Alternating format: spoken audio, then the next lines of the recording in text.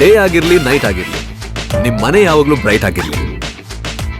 Oshima batteries and inverters, grab the power.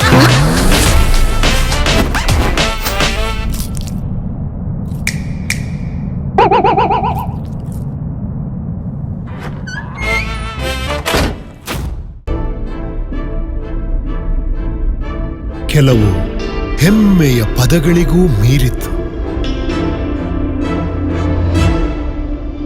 ಹೊಸತನವನ್ನು ಯಾರು ತಾನೇ ಇಷ್ಟಪಡುವುದಿಲ್ಲ.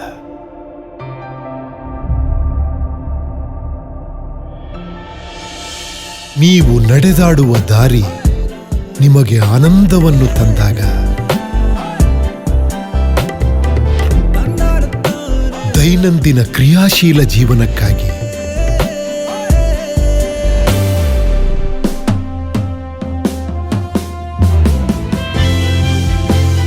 ಬಣ್ಣಗಳ ಸುಂದರ ಲೋಕದಲ್ಲಿ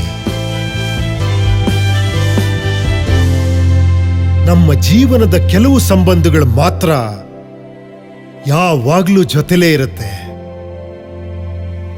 ವಾಕ್ಮೇಟ್, ವಾಕ್ ವಿತ್ ಕಂಫರ್ಟ್.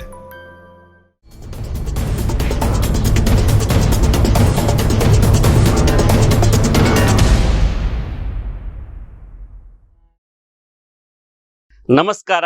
ಸೋಲ್ಮೇಲು ನಿಮ್ಮ ಮೆಚ್ಚಿನ ತಿರುಗುಬಾಣಕ್ಕೆ ಸ್ವಾಗತ. ಖಡಕ್ ಪ್ರಶ್ನೆಗೆ ಖಡಕ್ ಉತ್ತರ. ನಾನು ಜಿತೇಂದ್ರ ಕುಂದೇಶ್ವರ. ಇಂದಿನ ತಿರುಗುಬಾಣದ ಅತಿಥಿ ಮೂಡ ಅಧ್ಯಕ್ಷ ರವಿಶಂಕರ ಮಿಜಾರ್. ಮಂಗಳೂರು ನಗರಾಭಿವೃದ್ಧಿ ಪ್ರಾಧಿಕಾರದ ಅಧ್ಯಕ್ಷರಾಗಿ ಕೆಳಗಿಳಿಯುತ್ತಿರುವಂತಹ BJP ಜಿಲ್ಲಾ ವಕ್ತಾರ ರವಿಶಂಕರ್ ಮಿಜಾರ್, ನಿಮಗೆ ತಿರುಗುಬಾಣಕ್ಕೆ ಸ್ವಾಗತ. ಸಂಘದ ಗರಡಿಯಲ್ಲಿ ಪಳಗಿದ ಶಿಸ್ತಿನ ಸಿಪಾಯಿ, BJP ಪಕ್ಷದ ಕಾರ್ಯಕರ್ತ, ನಾಯಕ, ಇದೀಗ ಆಡಳಿತದಲ್ಲೂ ಪಾಲುದಾರರಾಗಿ ಮೂಡಾದಿಂದ ಇಳಿಯುತ್ತಿದ್ದೀರಿ. ತಕ್ಷಣಕ್ಕೆ ನಿಮ್ಮ ಅಭಿಪ್ರಾಯ ಏನು? ಪಕ್ಷ ಮತ್ತು ಸರ್ಕಾರ ನನಗೆ 3 ವರ್ಷದ ಅವಧಿಗೆ ಈ ಒಂದು ಅಧಿಕಾರವನ್ನು ಕೊಟ್ಟಿತ್ತು. 2020ರಲ್ಲಿ ನಾನು ಜೂನ್ ತಿಂಗಳಲ್ಲಿ ಈ ಅಧಿಕಾರವನ್ನು ಸ್ವೀಕಾರ ಮಾಡಿದ್ದೇನೆ. ನನಗೆ 23ರ ಜೂನ್ವರೆಗೆ ಅವಧಿ ಇತ್ತು. ಆದರೆ ರಾಜ್ಯ ಸರ್ಕಾರದ ನಿರ್ಧಾರದಂತೆ 2 ವರ್ಷದಲ್ಲಿ ಯಾರು ಪೂರೈಸಿದ್ದಾರೆ ಅವರನ್ನೆಲ್ಲ ರಾಜೀನಾಮೆ ಕೊಡುವಂತಹ ಒಂದು ಪ್ರಸಂಗಕ್ಕೆ ಸರ್ಕಾರ ಬಂದದ್ದರಿಂದ ಇವತ್ತು ನಾನು ಸಂತೋಷದಿಂದ ನಾನು ಈ ಹುದ್ದೆಯಿಂದ ಕೆಳಗಿಳಿತಾ ಇದ್ದೆ. ಯಾವುದು ಅಂದರೆ ಬಾಯಿ ಮಾತಿಗೆ ಹೇಳೋದು ಅಥವಾ ನಿಜವಾಗಿ ಯಾವುದೇ ಬೇಸರ ಇಲ್ಲ? ಯಾವುದೇ ಬೇಸರ ಇಲ್ಲ. ಯಾಕೆಂದರೆ 2 ವರ್ಷ ಕರೋನಾದಿಂದ ಏನು ಮಾಡಲಿಕ್ಕಾಗಲಿಲ್ಲ. ಈಗ ಏನೋ ಇನ್ನು ಜನ ಬರ್ತಾ ಇದ್ದಾರೆ ಹೇಳುವಷ್ಟರಲ್ಲಿ ಆಫೀಸ್ ಬಂದ್ ಮಾಡಿದ್ದಾರೆ. ಅಂದರೆ ನಿಮ್ಮ ಆಫೀಸ್ ಒಂದು ಸ್ವಲ್ಪ ಬಹಳಷ್ಟು ನಿರೀಕ್ಷೆಗಳನ್ನು ಇಟ್ಕೊಂಡು ಒಂದು ಅಧಿಕಾರವನ್ನು ಸ್ವೀಕಾರ ಮಾಡಿದ ಸಂದರ್ಭ ಇತ್ತು. ಕೊರೋನಾದ ಸಂದರ್ಭದಲ್ಲೂ ನಾನು ನಮ್ಮ ಆಫೀಸಿನ ಏನು ಚಟುವಟಿಕೆ ಇದೆ ಅದನ್ನು ಮುಕ್ತವಾಗಿ ಇಟ್ಟಿದ್ದೆ. ಎಷ್ಟು ಕೆಲಸ ಕಾರ್ಯಗಳನ್ನು ಮಾಡ್ಲಿಕ್ಕೆ ಆಗುತ್ತೆ ಆ ಸಂದರ್ಭದಲ್ಲಿ ಅಷ್ಟು ಕೆಲಸ ಕಾರ್ಯಗಳನ್ನು ನಾನು ಮಾಡ್ತಾ ಇದ್ದೆ. ಆ ಸಂದರ್ಭವನ್ನು ನಾನು ಸುಮ್ಮನೆ ಬಿಡ್ಲಿಲ್ಲ.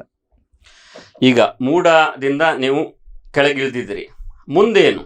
ಅಂದರೆ ನೀವು ಸಂಘಟನೆಯಲ್ಲಿಯೂ ಸಕ್ರಿಯರಾಗಿದ್ರಿ, BJP ಪಕ್ಷದಲ್ಲೂ ಸಕ್ರಿಯರಾಗಿದ್ರಿ. ಮುಂದೆ ಏನು ಮಾಡ್ತೀರಿ? ನಿಮ್ಮ ಉದ್ಯೋಗ ಏನು? ನನ್ನ ಸ್ವಂತ ಉದ್ಯಮ ಇದೆ. ನನ್ನ ಪಿತ್ರಾರ್ಜಿತ ಏನು ಉದ್ಯಮ ನನ್ನ ತಂದೆಯವರು ನಡೆಸ್ಕೊಂಡು ಬಂದಿದ್ರು, ಅದು ಹೋಟೆಲ್ ಉದ್ಯಮ. ಅದರಲ್ಲಿ ನಾನು ಸಕ್ರಿಯವಾಗಿದ್ದೇನೆ. ಇವತ್ತು ಸಹ ನಾನು ನನ್ನ ಬಿಡುವಿನ ಸಂದರ್ಭದಲ್ಲಿ ಆ ಚಟುವಟಿಕೆಯಲ್ಲಿ ತೊಡಗಿಸಿಕೊಂಡ ಇರ್ತಿದ್ದೆ. ಇನ್ನು ಮುಂದಕ್ಕೂ ಅದೇ ಚಟುವಟಿಕೆಯಲ್ಲಿ ನಾನು ಭಾಗವಹಿಸ್ತಿದ್ದೆ. ಅಂದ್ರೆ ನೀವು ಈಗ ವಿಶ್ವ ಹಿಂದೂ ಪರಿಷತ್ನಲ್ಲಿ ಸಕ್ರಿಯರಾಗಿದ್ರಿ, BJP ದಕ್ಷಿಣದ ಅಧ್ಯಕ್ಷರು ಕೂಡ ಆಗಿದ್ರಿ, ಉಪಾಧ್ಯಕ್ಷರು ಕೂಡ ಆಗಿದ್ರಿ. ಮರಳಿ ಈಗ ಅಂದ್ರೆ ಆಡಳಿತ ಅನುಭವಿಸಿ ಈಗ ಮರಳಿ ಪಕ್ಷಕ್ಕೋ ಅಥವಾ ಹಿಂದೂ ಸಂಘಟನೆಗೋ ಹೇಗೆ ಅಂತ? ನಾನು ಪಕ್ಷದಲ್ಲಿ ಇದ್ದೇನೆ, ವಕ್ತಾರನಾಗಿದ್ದೇನೆ, ಜಿಲ್ಲಾ ವಕ್ತಾರನಾಗಿದ್ದೇನೆ. ಇನ್ನು ಅದು ಮುಂದುವರಿಸ್ತೇನೆ. ಈಗ ನಿಮ್ಮ ಮಹಾನಗರ ಪಾಲಿಕೆ ವ್ಯಾಪ್ತಿಯಲ್ಲಿ ನಗರಾಭಿವೃದ್ಧಿ ಪ್ರಾಧಿಕಾರದ ವಿಷಯ ಬರುವಾಗ ನಿಮ್ಮ ಬಗ್ಗೆ ಒಳ್ಳೆ ಹೆಸರಿದೆ, ಯಾರು ತಕರಾರು ಮಾಡೋದಿಲ್ಲ. ಆದರೆ ನೀವು ಬಂದ ಮೇಲೆ ಏನೋ ಬದಲಾವಣೆ ಆಗ್ತದೆ ಅಂತ ತುಂಬ ನಿರೀಕ್ಷೆಗಳಿತ್ತು. ಆದರೆ ಮೂಡಾದಲ್ಲಿ ಕೆಲಸ ಹೋಗುವಾಗ ಕ್ಯೂ ಇರ್ತದೆ, ಸಹಜವಾಗಿ ಮೊದಲಿನಾಗೆ ಕ್ಯೂ ಇರ್ತದೆ, ಜನ ಕಿರುಕುಳ ಇರ್ತದೆ. ಅಂದರೆ ಬ್ರೋಕರ್ಗಳು ಅಲ್ಲಿ ಆ ಕಡೆ ಈ ಕಡೆ ಸುಳಿದಾಡ್ತಾರೆ, ಏನೂ ಇಲ್ಲ ಹೇಳಿದ್ರು ನಮಗೆ ಗೊತ್ತಾಗ್ತದೆ ಒಮ್ಮೆ ಒಳಗೆ ಹೋಗುವಾಗ. ಅದನ್ನು ಬದಲಾಯಿಸಲಿಕ್ಕೆ ಆಗ್ಲಿಲ್ವಾ ನಿಮಗೆ ಅಂತ? ಮೂಡ ಅಂದ್ರೆ ಇವತ್ತು ಬಹಳಷ್ಟು ಜನಸಾಮಾನ್ಯರು ಬರುವಂತಹ ಒಂದು ಜಾಗ. ಅಲ್ಲಿ ಜನರಿಗೆ ತೊಂದರೆ ಆಗಬಾರದು ಎಂಬ ವಿಷಯದ ಮೇಲೆ ನಾನು ಹಲವಾರು ಕಾರ್ಯಕ್ರಮಗಳನ್ನು ಹಾಕಿದ್ದೆ. ಆ ಎಲ್ಲ ಕಾರ್ಯಕ್ರಮಗಳು ಸುಸೂತ್ರವಾಗಿ ನಡೀತಾ ಇದೆ. ಹೆಲ್ಪ್ ಡೆಸ್ಕ್ ನಾನು ಪ್ರಾರಂಭ ಮಾಡಿದ್ದೇನೆ. ನಾನು ನಗರಾಭಿವೃದ್ಧಿ ಅಧಿಕಾರ ಪಡ್ಕೊಂಡ ದಿವಸ ನಾನು ಒಂದು ಮಾತು ಹೇಳಿದ್ದೆ, 15 ದಿವಸದಲ್ಲಿ ನಾನು ಒಂದು ಸಣ್ಣ ಬದಲಾವಣೆಯನ್ನು ಮೊದಲು ತರ್ತೇನೆ ಅಂತ. ಅದು ಹೆಲ್ಪ್ ಡೆಸ್ಕ್ ನ ಮುಖಾಂತರ ಸಾರ್ವಜನಿಕರಿಗೆ ಒಂದು ಅನುಕೂಲವಾಗುವಂತ ಒಂದು ಸ್ಥಿತಿಯನ್ನು ನಿರ್ಮಾಣ ಮಾಡಬೇಕು ಎಂಬ ಒಂದು ಕನಸು ನನ್ನ ಹತ್ರ ಇತ್ತು. ಅದೇ ಪ್ರಕಾರ ನಾನು 15 ದಿವಸದ ಒಳಗೆ ಆ ಹೆಲ್ಪ್ ಡೆಸ್ಕ್ ಅನ್ನು ನಾನು ಪ್ರಾರಂಭ ಮಾಡಿದ್ದೆ. ಅಂದ್ರೆ ಸರ್ವಸಾಧಾರಣವಾಗಿ ಮೂಡಕ್ಕೆ ಬರುವ ಜನರಿಗೆ ಎಲ್ಲಾ ವಿಷಯಗಳು ಗೊತ್ತಿರುತ್ತೆ, ಆದ್ರೆ ವಿದ್ಯಾವಂತರಿಗೂ ಗೊತ್ತಿರುವುದಿಲ್ಲ. ಅವರು ಮೂಡಕ್ಕೆ ಬರುವುದು ಅವರ ಪ್ರಾಯಶಃ ಅವರ ಜೀವಮಾನದಲ್ಲಿ 1-2 ಬಾರಿ ಮನೆ ಕಟ್ಟುವಾಗ ಅಂತ ಜನರಿಗೆ ತೊಂದರೆ ಆಗಬಾರದು ಎಂಬ ಒಂದು ವಿಷಯ ನನ್ನ ಹತ್ರ ಇತ್ತು. ಅದಕ್ಕೆ ಅದನ್ನು ನಾನು ಹೆಲ್ಪ್ ಡೆಸ್ಕ್ ಅನ್ನು ಪ್ರಾರಂಭ ಮಾಡಿದ ನಂತರ ನನಗೊಂದು ಸಮಾಧಾನನೂ ಇತ್ತು ಆ ವಿಷಯದಲ್ಲಿ. ಅಂದ್ರೆ ತುಂಬಾ ಎಷ್ಟು ಹೆಲ್ಪ್ ಡೆಸ್ಕ್ ಅಂತ ಹೇಳಿದ್ರೆ ಅದಕ್ಕೆ ಬಂದವರು ಯಾರು ಅಂತ ಅಲ್ಲಿ ಬರೆದಿಟ್ಕೊಳ್ಳುವ ಅಂತದ್ದು ಯಾವುದಿಲ್ಲ, ಎಲ್ಲ ಬರೆದುಕೊಂಡು ಅವರಿಗೆ ಬೇಕಾದಂತಹ ಡಾಕ್ಯುಮೆಂಟೇಶನ್ ಅನ್ನು ಅಲ್ಲೇ ವಿಚಾರ ಮಾಡಿ ಅಲ್ಲೇ ಕೊಡುವಂತ ಒಂದು ಪ್ರಕ್ರಿಯೆಯನ್ನು ನಾನು ಮಾಡಿದ್ದೆ. ಅದು ಮಾಡಿದ್ರಿಂದ ಸರ್ವಸಾಧಾರಣವಾಗಿ ಸಾರ್ವಜನಿಕರಿಗೆ ಬಹಳ ಉತ್ತಮ ಪ್ರತಿಕ್ರಿಯೆ ನನಗೆ ದೊರಕ್ತಾ ಇತ್ತು. ಇದರಿಂದ ಸಾರ್ವಜನಿಕರಿಗೆ ಉಪಯೋಗ ಆಗಿದೆ ಅಲ್ಲದೆ ಅಲ್ಲಿ ಏನು ಅಪಕಾರ ಅಲ್ಲ. ಹೆಲ್ಪ್ ಡೆಸ್ಕ್ ನಿಂದ ಯಾವುದು ಅಪಕಾರ ಆಗುವ ಸಾಧ್ಯತೆ ಇಲ್ಲ. ಒಳ್ಳೆ ಉದ್ದೇಶದಿಂದ ಒಳ್ಳೆ ಮನಸ್ಸಿಂದ ಮಾಡಿದ್ರಿ. ಆದ್ರೆ ಅಲ್ಲಿಯ ಏನು ಬ್ರೋಕರ್ಗಳ ಒಂದು ಕಾಟ ಇನ್ನೂ ಕಡಿಮೆ ಆಗ್ಲಿಲ್ಲ. ಯಾಕೆ ಹೇಳಿದ್ರೆ ಹಿಂದೆ ಒಮ್ಮೆ ಒಬ್ರು ಮೂಡ ಕಮಿಷನರ್ ಹೇಳಿದ್ರು, ಶ್ರೀಕಾಂತ್ ರಾವ್ ಇರ್ಬೇಕು, ನಾವು ಜನರ ಬಳಿಗೆ ನಾವು ಹೋಗ್ತೇನೆ, ಅಂದ್ರೆ ಜನರು ಯಾರು ಕೂಡ ಲಂಚ ಕೊಡಬೇಡಿ, ನೇರವಾಗಿ ನಮ್ಮ ಬಳಿಗೆ ಬನ್ನಿ, ಕಂಪ್ಲೇಂಟ್ ಮಾಡಿ ಅಂತ. ಆ ತರ ಒಂದು ನೀವು ಖಂಡಿತವಾಗಿ ಈಗ ನಾನು ಮೂಡದ ಅಧ್ಯಕ್ಷನಾಗಿ ನಿರ್ವಹಣೆ ಮಾಡಬೇಕಾದ್ರೆ ಸರ್ವಸಾಧಾರಣವಾಗಿ ಪ್ರತಿ ದಿವಸ ನಾನು ಮೂಡ ಆಫೀಸ್ ಅಟೆಂಡ್ ಮಾಡಿದ್ದೇನೆ. ಸರ್ವಸಾಧಾರಣವಾಗಿ ಆಲ್ ದ ಡೇಸ್ ನಾನು ಅಟೆಂಡ್ ಮಾಡಿದ್ದೆ. ಅಲ್ಲಿ ಹೇಳ್ತಾರೆ ಬೆಳಿಗ್ಗೆ ಇರ್ತಾರೆ, ಕೆಲವೊಮ್ಮೆ ಮಧ್ಯಾಹ್ನ ಇರ್ತಾರೆ. ಅಂದ್ರೆ ಡೈಲಿ ಹೋಗ್ತೀರಿ? ನಾನು ಡೈಲಿ ಹೋಗ್ತಿದ್ದೆ. ಯಾಕಂತ ಹೇಳಿದ್ರೆ ಸಾರ್ವಜನಿಕರಿಗೆ ನಾನು ಅವೈಲೇಬಲ್, ನಾನು ಲಭ್ಯ ಇದ್ದೇನೆ ಎಂಬ ಒಂದು ಮಾಹಿತಿ ಕೊಡಬೇಕು ಎಂಬ ವಿಷಯಕ್ಕೆ ನಾನು ಪ್ರತಿ ದಿವಸ ಮೂಡದಲ್ಲಿ ಉಪಸ್ಥಿತನಿದ್ದೆ. ನನ್ನ ಹತ್ರ ಸಾರ್ವಜನಿಕರು ಬಹಳಷ್ಟು ಜನರು ಪ್ರಾಯಶಃ ನನ್ನನ್ನು ಮೊದಲ ಬಾರಿ ಭೇಟಿಯಾಗುವಂತಹ ಸಂದರ್ಭಗಳೇ ಜಾಸ್ತಿ. ಯಾಕಂತ ಹೇಳಿದ್ರೆ ಸ್ಟ್ರೇಂಜರ್ಸ್ ಜಾಸ್ತಿ ಬಂದು ನನ್ನನ್ನು ಮೀಟ್ ಆಗ್ತಿದ್ರು. ಅವರಿಗೆಲ್ಲ 100% ಒಂದು ಸ್ಯಾಟಿಸ್ಫ್ಯಾಕ್ಷನ್ ಮಾಡಿ ಕಳಿಸ್ಬೇಕು ಎಂಬ ಉದ್ದೇಶ ನನ್ನ ಹತ್ರ ಇತ್ತು. ಅದು ನಾನು ಮಾಡಿದ್ದೇನೆ ಎಂಬ ಒಂದು ತೃಪ್ತಿಯು ನನ್ನ ಹತ್ರ ಇದೆ. ಈಗ ನಮ್ಗೆ ಎಲ್ರಿಗೂ ಸರ್ವೇ ಸಾಧಾರಣವಾಗಿ ಕಾಣುವಂಥದ್ದು ಉರುವ ಮಾರ್ಕೆಟ್. ಮೂಡಾದಲ್ಲಿ ಬಹಳ ಭರ್ಜರಿ ಗೌಜಲ್ಲಿ ಉದ್ಘಾಟನೆ ಮಾಡಿದ್ರೆ ಎಲ್ಲ ಆಯ್ತು. ಆದರೆ ಅದು ಹಾಳು ಬಿದ್ದಿತ್ತು. ಅದೇನು ಪ್ರತಿ ತಿಂಗಳು 40,000 ಅದರದ್ದು ವಿದ್ಯುತ್ ಕರೆಂಟ್ ಬಿಲ್ ಖರ್ಚಾಗ್ತಾ ಇತ್ತು. ಅದನ್ನು ಯಾಕೆ ಹೀಗಾಯ್ತು? 3 ವರ್ಷ, ಸಾಧಾರಣ 3 ವರ್ಷಕ್ಕೂ ಜಾಸ್ತಿ ಆಯ್ತು. ಸುಮ್ಮನೆ ವ್ಯರ್ಥ ತೆರಿಗೆದಾರನ ಹಣ ಪೋಲಲ್ವಾ? ನೀವು ಅವ್ರು ಮೂಡಕ್ಕೆ ಬಂದ ಮೇಲೆ ನೀವು ಏನ್ ಮಾಡಿದ್ರಿ ಅದಕ್ಕೆ? ಖಂಡಿತ ನಾನು ಮೂಡಕ್ಕೆ ಬಂದ ತಕ್ಷಣ ಆ ಎಂಟೈರ್ ಪ್ರಕ್ರಿಯೆ ಏನು ನಡೆದಿತ್ತು ಅದನ್ನೆಲ್ಲ ಬಹಳ ಕೂಲಂಕುಷವಾಗಿ ನಾನು ಅದನ್ನು ಪರೀಕ್ಷೆ ಮಾಡಿದ್ದೆ. ಅಲ್ಲಿ ಆ ಪರ್ಟಿಕ್ಯುಲರ್ ಕಟ್ಟಡ ಅದು ಸಾರ್ವಜನಿಕ ಉಪಯೋಗಕ್ಕೆ ತಕ್ಕುದಾದದ್ದು ಅಲ್ವೋ ಅದು ಒಂದು ನನಗೆ ಸರಿಯಾಗಿ ಬೇಕಿತ್ತು. ನಾನು ಸ್ವತಃ ಅಲ್ಲಿ ಒಂದು ಸುಮಾರು 10 ಬಾರಿ ನಾನು ಪರ್ಸನಲ್ ಆಗಿ ವಿಸಿಟ್ ಮಾಡಿದ್ದೇನೆ. ಆ 10 ಬಾರಿ ನನಗೆ ಕಾಣಿದಂತಹ ಎಲ್ಲ ವಿಷಯಗಳನ್ನು ಇಂಜಿನಿಯರ್ ಸೆಕ್ಷನ್ ನಾಗೆ ನಾನು ಮಾಹಿತಿಯನ್ನು ಕೊಟ್ಟು ಅದರಲ್ಲಿ ಏನು ಬದಲಾವಣೆ ಆಗಬೇಕು ಅದನ್ನೆಲ್ಲ ನಾವು ಮಾಡಬೇಕು ಅಂತ ನಾನು ತೀರ್ಮಾನ ಮಾಡಿದ್ದೆ. ಸಾಕಷ್ಟು ಬದಲಾವಣೆಗಳನ್ನು ಅಲ್ಲಿ ಮಾಡಿದ್ದೆ. ತದನಂತರ ಈ ಮಾರ್ಕೆಟ್ ಅನ್ನು ಹಾಗೆ ಪಾಳು ಬಿಡಬಾರದು ಅಂತ ಉದ್ದೇಶದ ಮೇಲೆ ಅದಕ್ಕೆ ಟೆಂಡರ್ ಪ್ರಕ್ರಿಯೆ ಮಾಡಿ ಎಲ್ಲ ಯಾರ್ಯಾರು ಅದಕ್ಕೆ ಆಸಕ್ತರಿದ್ದಾರೆ ಆ ಮಾರ್ಕೆಟ್ ಅನ್ನು ಉಪಯೋಗ ಮಾಡಲಿಕ್ಕೆ ಅಂತವರಿಗೆ ಅವಕಾಶವನ್ನು ಮಾಡಿಕೊಟ್ಟಿದ್ದೇನೆ. ಇವಾಗ ಅಲ್ಲಿ ಸುಮಾರು 6 ರಿಂದ 7 ಆಫೀಸ್ಗಳು ಆಲ್ರೆಡಿ ಬಂದಿದೆ. ಅದು ಇವತ್ತು ಮಾರುಕಟ್ಟೆಯ ವಿಷಯಕ್ಕೆ ಮಾತ್ರ ಇವತ್ತು ಹೊರತಾಗಿದೆ ವಿನಃ ಆ ಕಟ್ಟಡ ಈಗ ಸಾರ್ವಜನಿಕರಿಗೆ ಉಪಯೋಗಕ್ಕೆ ಬಂದಿದೆ. ಆದರೆ ಇಲ್ಲಿ ತೊಡಕುಗಳು ಏನಾಯ್ತಂತ ಹೇಳಿದ್ರೆ ಈ ಮಾರ್ಕೆಟ್ ಕಟ್ಟಡವನ್ನು ನಿರ್ವಹಣೆ ಮಾಡಲಿಕ್ಕೆ ಮೂಡದಿಂದ ಸಾಧ್ಯ ಕಡಿಮೆ. ಯಾಕಂತ ಹೇಳಿದ್ರೆ ಒಂದು ಮಾರ್ಕೆಟ್ ಅಂತ ಹೇಳಿದ ಕೂಡಲೇ ಅದರಲ್ಲಿ ತುಂಬಾ ವಿಷಯಗಳು ಬರುತ್ತೆ. ರೆಂಟ್ ಕಲೆಕ್ಷನ್ ಬರುತ್ತದೆ, ಡೈಲಿ ಕ್ಲೀನಿಂಗು, ಮತ್ತೊಂದು ಎಲ್ಲ ಇದೆ. ಹಾಗೆ ಕಾರ್ಪೊರೇಷನ್ ನಮ್ಮ ಪಾರ್ಟ್ನರ್ ಈ ಒಂದು ಪ್ರಾಜೆಕ್ಟ್ ನಲ್ಲಿ. ಕಾರ್ಪೊರೇಷನ್ ನ ಸ್ಥಳ ಮೂಡದ್ದು ಹಣ, it's a joint venture project, entirely ನಮ್ಮದಲ್ಲದು. ಹಾಗಿರುವಾಗ ನಾವು ಒಡಂಬಡಿಕೆ ಮಾಡಿ ಅದಕ್ಕೆ ಸಿಗ್ನೇಚರ್ ಮಾಡಿದ ಕಾರಣ ನಾವು ಎಲ್ಲಾ ವಿಷಯಕ್ಕೂ ಕಾರ್ಪೊರೇಷನ್ ಅನ್ನು ಭೇಟಿ ಆಗಬೇಕಿತ್ತು, ಮಾತುಕತೆ ಮಾಡಬೇಕಿತ್ತು. ಹ್ಮ್. ಈ ಒಂದು ಹಂತಕ್ಕೆ ನಾವು ಬಂದ ನಂತರ ನಾವು ಕಾರ್ಪೊರೇಷನ್ಗೆ ನಾವು ಹೇಳಿದೆವು, ಓಕೆ ನಿಮ್ಗೆ ಇಂಟ್ರೆಸ್ಟ್ ಇದ್ರೆ ಈ ಪ್ರಾಜೆಕ್ಟ್ ಅನ್ನು ನೀವೇ ತಗೊಳ್ಬಹುದು, ನಮ್ಮನ್ನು ರಿಲೀವ್ ಮಾಡಿ ಕೊಡಬಹುದು ಅಂತ. ಅದಕ್ಕೆಲ್ಲ ಒಂದು 10 ಬಾರಿ ನಾವು ಜಾಯಿಂಟ್ ಆಗಿ ಸೇರಿಕೊಂಡು ಒಂದು ಉದ್ದೇಶವನ್ನು ಇಟ್ಕೊಂಡು ಅದಕ್ಕೆ ಒಂದು ಖಂಡಿತ ಮುಕ್ತಾಯವನ್ನು ನಾವು ಹೇಳಬೇಕು ಅಂತ ಹೇಳಿ, ಈವನ್ ಮಾರ್ಕೆಟ್ ನಲ್ಲಿರುವಂತಹ ಈಗ ಸ್ಥಳಾಂತರ ಆಗ್ಲಿಲ್ಲ ಅಂತ ಎಲ್ಲ ಮಾರ್ಕೆಟ್ನ ವ್ಯವಹಾರ ಮಾಡುವಂತಹ ವ್ಯಾಪಾರಸ್ಥರನ್ನು ಸಹ ನಾವು ಭೇಟಿಯಾಗಿ ಒಂದು 2-3 ಮಾತುಕತೆಗಳನ್ನು ನಾವು ಮಾಡಿ ಅದರಲ್ಲೂ ಸಫಲರಾಗಿದ್ದೇವೆ. ಅದು ವಿದ್ ಕಾರ್ಪೊರೇಷನ್ ಮತ್ತೆ ನಮ್ಮ ಮಂಗಳೂರು ನಗರ ದಕ್ಷಿಣದ ಶಾಸಕರಾದ ವೇದವ್ಯಾಸ್ ಕಾಮತ್ರ ಆ ಒಂದು ನೇತೃತ್ವದಲ್ಲಿ ಈ ಒಂದು ಮೀಟಿಂಗ್ಗಳು ಸಹ ಬಹಳ ಸಕ್ಸಸ್ಫುಲ್ ಆಗಿ ಆಗಿತ್ತು. ಕೊನೆಗೆ ಒಂದು ಒಪ್ಪಂದಕ್ಕೆ ಬಂದ್ರೆ ಈಗ ಏನು ಒಪ್ಪಂದದ ಪ್ರಕಾರ? ಈಗ ಒಪ್ಪಂದದ ಪ್ರಕಾರ ನಾವು ಪ್ರತಿಯೊಂದು ಈಗ ಫೈನಾನ್ಷಿಯಲ್ ಟ್ರಾನ್ಸಾಕ್ಷನ್ ಇದ್ದ ಕಾರಣ ನಾವು ಎಲ್ಲವನ್ನು ಸರ್ಕಾರಕ್ಕೆ ತಿಳಿಸಬೇಕಾಗ್ತದೆ. ಇದರಲ್ಲಿ ಮೂಡ ಇನ್ವೆಸ್ಟ್ ಮಾಡಿದ್ರು ಮೂಡ ಇನ್ನು ಇನ್ವೆಸ್ಟ್ಮೆಂಟ್ ಮಾಡಿದ್ದ ಹಣವನ್ನು ಈಗ ಪಡೆಯುವುದಾದ್ರೂ ಹೇಗೆ, ಈ ಎಲ್ಲ ವಿಷಯಗಳು ತುಂಬಾ ಸಾರ್ವಜನಿಕ ಅಲ್ಲದಿದ್ರು ಇದು ಸರ್ಕಾರದ ವತಿಯಿಂದ ನಡೆಯಬೇಕಾದ ಕೆಲಸ. ಅದಕ್ಕೆ ಬೇಕಾಗಿ ನಮ್ಮಿಂದ ಪ್ರಪೋಸಲ್ ಅನ್ನು ನಾವು ಪಾಸ್ ಮಾಡಿಕೊಂಡು ಅದನ್ನು ನಾವು ಕಾರ್ಪೊರೇಷನ್ ಕಳಿಸಿ, ಕಾರ್ಪೊರೇಷನ್ ನ ಮೀಟಿಂಗ್ ನಲ್ಲಿ ಅದು ಪಾಸ್ ಮಾಡಿ ಇವಾಗ ಜಾಯಿಂಟ್ ಆಗಿ ನಾವು ಸರ್ಕಾರಕ್ಕೆ ಕಳಿಸಿ ಇವತ್ತು ಪೇಪರ್ ಅಲ್ಲಿ ಅಪಿಯರ್ ಆದ ಹಾಗೆ ಅದು ಬಹಳ ಉತ್ತಮ ರೀತಿಯಲ್ಲಿ ಮುಕ್ತಾಯ ಹೊಂದಿದೆ. ಆದ್ರೆ ನಿಮ್ಗೆ ಯಾವುದು ನಷ್ಟ ಇಲ್ಲ, ಅದರಿಂದ ನಷ್ಟದ ಆರ್ಥಿಕವಾಗಿ ಯಾವುದೇ ನಷ್ಟ ಇಲ್ಲ. ಅದರಲ್ಲಿ ನೀವು ಸುಧಾರಿಸಿಕೊಂಡು ಹೋಗ್ತಾ ಇದ್ದೀರಿ. ಈಗ ನಿಮ್ಮದು ಕೆಲಸ ಹೇಳಿದ್ರೆ ಒಂದು ಹೆಚ್ಚಾಗಿ ಎಲ್ಲ ಬೆಂಗಳೂರು ಬೇರೆ ಕಡೆ ಹುಬ್ಬಳ್ಳಿ ಎಲ್ಲ ನೋಡಿದ್ರೆ ಯಾವುದಾದ್ರೂ ಭೂ ಸ್ವಾಧೀನ ಮಾಡಿಕೊಂಡು ನಿವೇಶನ ಜನರಿಗೆ ಕಡಿಮೆ ದರದಲ್ಲಿ ಪಾಪ ನಿವೇಶನ ಇಲ್ಲದವರಿಗೆ ನಿವೇಶನ ಕೊಡುವಂತ. ಇದು ನನಗೆ ತಿಳಿದಾಗ 1988ರಿಂದ ಶುರು ಆಗಿರ್ಬೇಕು. ಆದ್ರೆ ಅದಾದ ಬಳಿಕ ಒಂದು ಹೆಚ್ಚಂದ್ರೆ 10-12 ನಿವೇಶನಗಳನ್ನ ಅಂದ್ರೆ ಆತರ ನೋಟಿಫಿಕೇಶನ್ ಮಾಡಿ ಕೊಟ್ಟಿರ್ಬೋದು ಅಷ್ಟೇ, ಅಂದ್ರೆ ಬಾರಿ ಭೂಸ್ವಾಧೀನ ಮಾಡಿ. ಆದ್ರೆ ಇಷ್ಟು ದೊಡ್ಡ ಮಂಗಳೂರು ಬೆಳೆಯುತ್ತಿರುವಂತಹ ನಗರಕ್ಕೆ ಇದು ಯಾವುದು ಏನು ಹಸಿದ ಒಟ್ಟಿಗೆ ಕಾಸಿನ ಮಜ್ಜಿಗೆ ಅಂತ ಕಾಣ್ತಾ ಇಲ್ವಾ? ನೀವು ಹೇಳಿದ್ದು ಸರಿ ಉಂಟು. ಒಂದು ಏನಂತ ಹೇಳಿದ್ರೆ ಭೂಮಿಯ ಲಭ್ಯತೆ. ಈಗ ಬಹಳಷ್ಟು ಸಮತಟ್ಟು ಪ್ರದೇಶಗಳಲ್ಲಿ ಎಕ್ಸಾಂಪಲ್ ಹಾಸನ ಇರಬಹುದು, ಬೆಂಗಳೂರು ಇರಬಹುದು, ಹುಬ್ಳಿ ಧಾರವಾಡ ಇರಬಹುದು, ಬೆಳಗಾಂ ಇರಬಹುದು, ಮೈಸೂರು ಇರಬಹುದು, ಇಂಥ ಪ್ರಾಧಿಕಾರದಲ್ಲಿ ಎಲ್ಲ ಏನಂತೆ ಅವೈಲಬಿಲಿಟಿ ಆಫ್ ಲ್ಯಾಂಡ್ ಇದೆ. ಮಂಗಳೂರಿನ ಬೆಳವಣಿಗೆ ಹೇಗಿದೆ ಅಂತ ಹೇಳಿದ್ರೆ ವರ್ಟಿಕಲ್ ಡೆವಲಪ್ಮೆಂಟ್.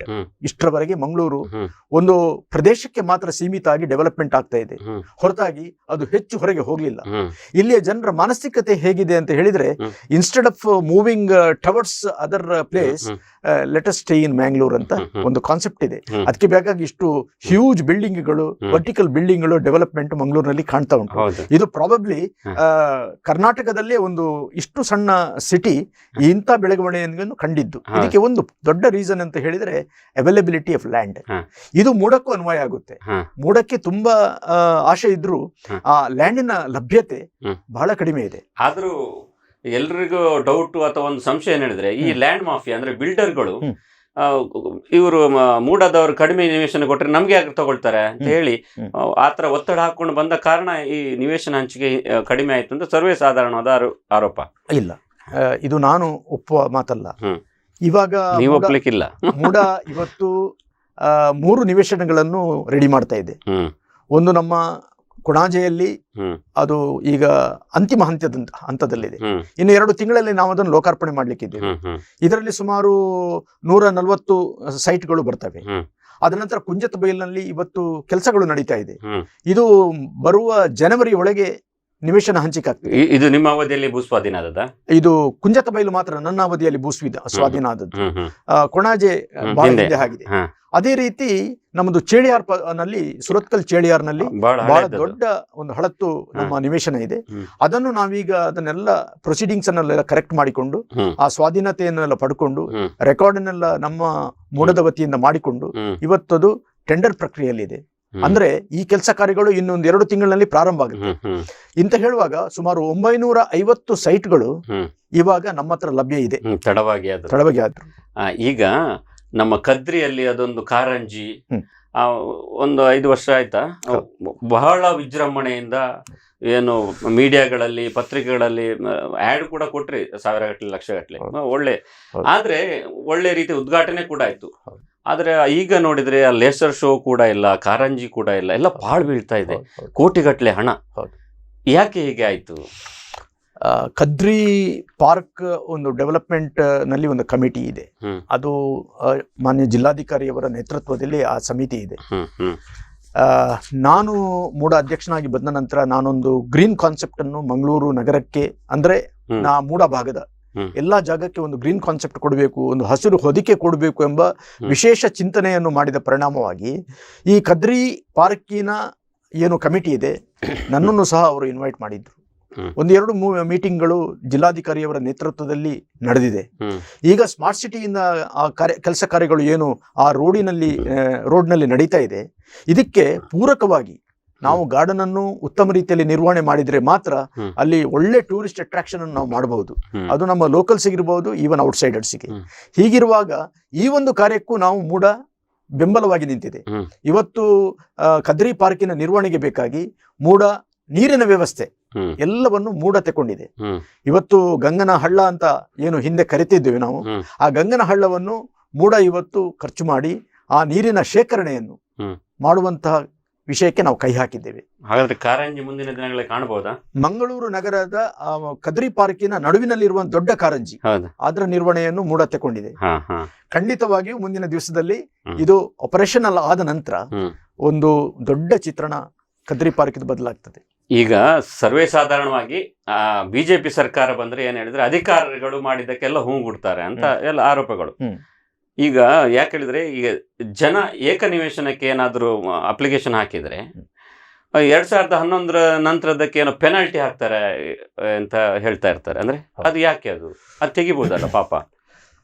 ಈ ಪೆನಾಲ್ಟಿ ಸಿಸ್ಟಮ್ ಯಾಕೆ ಬಂದಿದೆ ಅಂತ ಹೇಳಿದ್ರೆ, ಬಾಕಿ ಕಡೆಗಳಲ್ಲಿ ಈ ಸಿಂಗಲ್ ಸೈಟ್ ಮಾಡಬೇಕಾದ್ರೆ ಅಲ್ಲಿ ಭೂಮಿಯನ್ನು ತಗೊಳ್ತಾರೆ. ಇಷ್ಟು ಪರ್ಸೆಂಟೇಜ್ ಆಫ್ ಭೂಮಿ, 15% ಆಫ್ ದ ಲ್ಯಾಂಡ್ ಅನ್ನು ಪಡೆಯುವಂಥದ್ದು. ಬೇರೆ ಹೌದು, ಪಡೆಯುವಂಥದ್ದು. ಅದು ಪಡೆದು ಮಿಕ್ಕಿದ ಲ್ಯಾಂಡ್ ಅನ್ನು ಸಿಂಗಲ್ ಸೈಟ್ ಮಾಡಿ ಕೊಡುವಂತ ಒಂದು ಒಪ್ಪಂದ ಇದೆ. ಆದ್ರೆ ಮಂಗಳೂರಿಗೆ ಮಾತ್ರ, ಮಂಗಳೂರಿನಲ್ಲಿ ಜಾಗದ ಲಭ್ಯತೆ ಕಮ್ಮಿ ಇರುವ ಕಾರಣ ಆ ಲ್ಯಾಂಡ್ ಅನ್ನು ತೆಗೆಯುವ ಬದಲು 15% ಪೆನಾಲ್ಟಿ ಕೊಟ್ರೆ ನಿಮ್ಗೆ ಅದಕ್ಕಿಂತ ಹೊರಗೆ ನೀವು ಬರಬಹುದು ಎಂಬ ವಿಶೇಷ ಕಲ್ಪನೆಯನ್ನು ಕೊಟ್ಟಿದ್ದಾರೆ. ಅದು ನಗರ ಅಭಿವೃದ್ಧಿಗೆ ಹಾನಿ ಅಲ್ವಾ? ಅದು ಒಂದು ನೀವು ಸೈಡ್ ನಲ್ಲಿ ಹೇಳ್ಬೇಕಾದ್ರೆ ಹಾನಿ ಅಂತ ಹೇಳಿದ್ರೆ, ಇನ್ನೊಂದು ಸೈಡ್ ನಲ್ಲಿ ಅವನಿಗೆ ಜಾಗ ಆದ್ರೂ ಸಿಗ್ತದಲ್ವಾ? ಈಗ ಅರ್ಜಿ ಹಾಕಿದಾಗ ಯಾವುದಾದ್ರೂ ಸರ್ಕಾರದ ಗೈಡ್ಲೈನ್ಸ್ ಪ್ರಕಾರ ಇದು ಖಾತಾ ಕೊಡಿ, ಫೈಲ್ ಕೊಡಿ ಅಂತೆಲ್ಲ ಕೇಳ್ತಾರೆ. ಆದ್ರೆ ಮೂಡದಲ್ಲಿ ಹೋದ್ರೆ RTC ಕೇಳಿದಂತ ತುಂಬಾ ಉದಾಹರಣೆಗಳಿದೆ. ಅಂದ್ರೆ RTC ಅಗತ್ಯ ಇರೋದು ಇಲ್ಲಿ ಖಾತಾ ಇರುವಂತದ್ದು.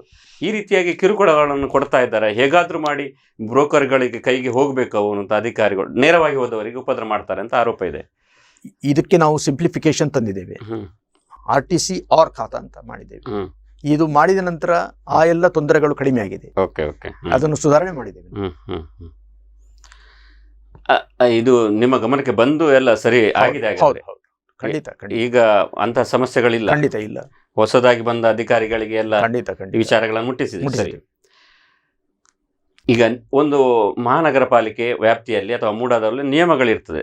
ಒಂದು ಆ ಏರಿಯಾದಲ್ಲಿ ಹೋದ್ರೆ 9 ಮೀಟರ್ ರಸ್ತೆಯೋ ಏನೋ ಬಿಡಬೇಕಾದದ್ದು ಒಂದು ಇರ್ತದೆ. ಆದರೆ ಕೆಲವು ಕಡೆ ಒಂದು ಕಡೆ 9 ಮೀಟರ್ ಬಿಡ್ತಾರೆ, ಇನ್ನೊಂದು ಕಡೆ ಹೋಗುವಾಗ 12 ಮೀಟರ್ ಹೇಳ್ತಾರೆ.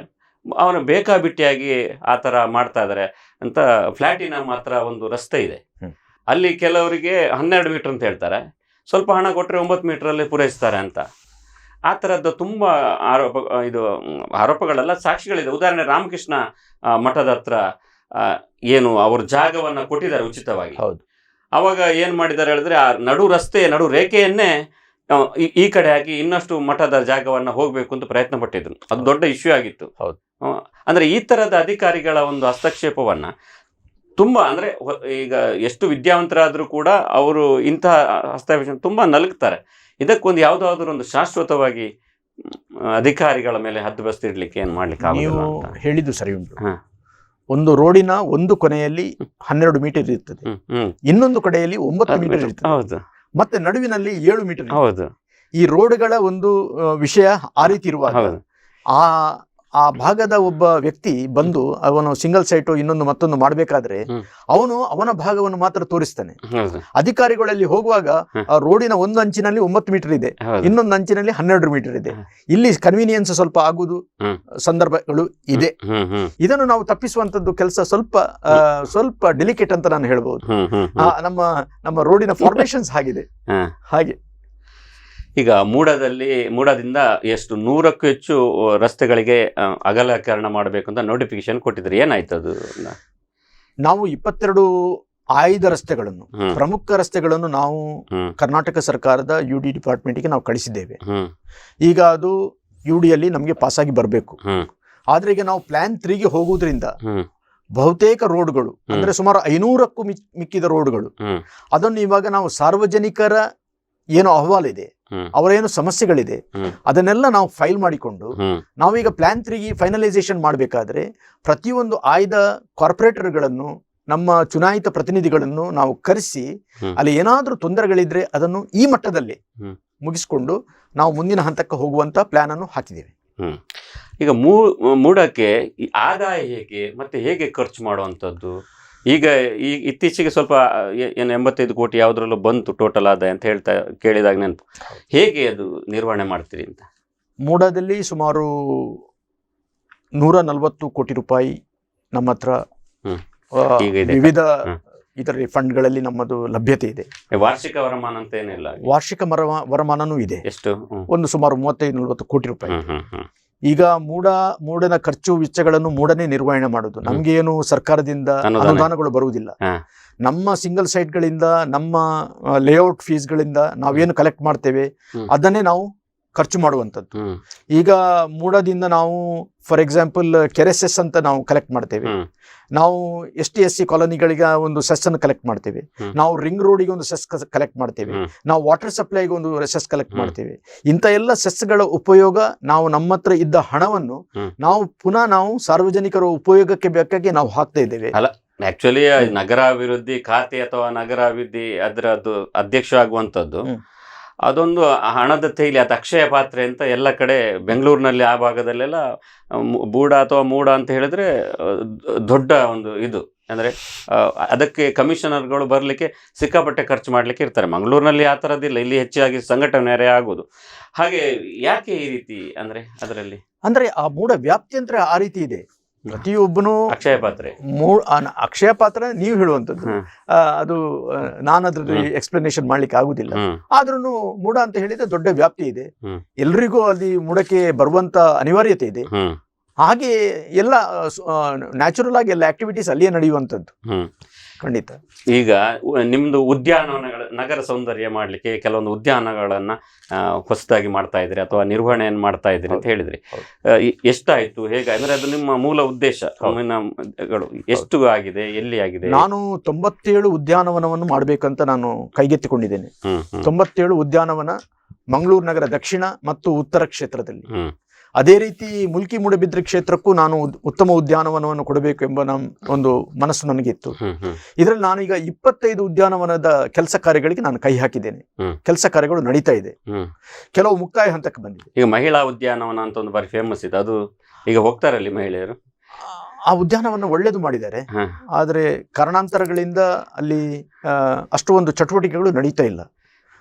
ಆ ವಿಷಯಕ್ಕೆ ಜನರಿಗೆ ಅಥವಾ ಮುಖ್ಯವಾಗಿ ಮಹಿಳೆಯರಿಗೆ ವಿಶ್ವಾಸ ಬರುವಾಗೆ ಅಲ್ಲಿ ಕೆಲಸ ಆಗ್ಲಿಲ್ಲ.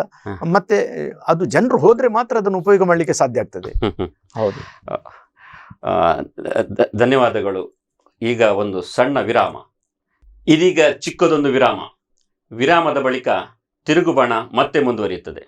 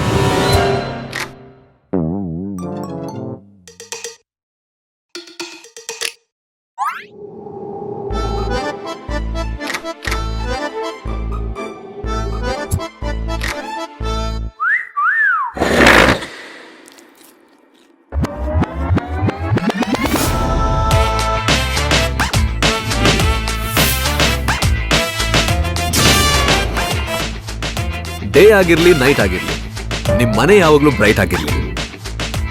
Oshima batteries and inverters, grab the power.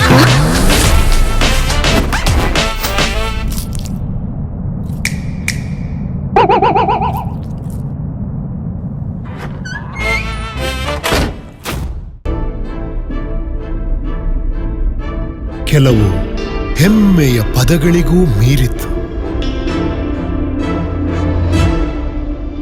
ಹೊಸತನವನ್ನು ಯಾರು ತಾನೇ ಇಷ್ಟಪಡುವುದಿಲ್ಲ.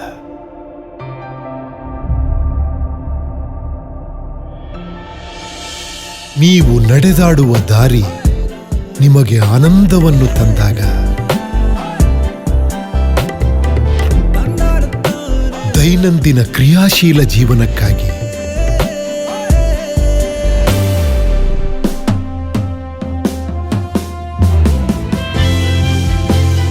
ಬಣ್ಣಗಳ ಸುಂದರ ಲೋಕದಲ್ಲಿ ನಮ್ಮ ಜೀವನದ ಕೆಲವು ಸಂಬಂಧಗಳು ಮಾತ್ರ ಯಾವಾಗ್ಲೂ ಜೊತೆಲೇ ಇರುತ್ತೆ. Walkmate, walk with comfort.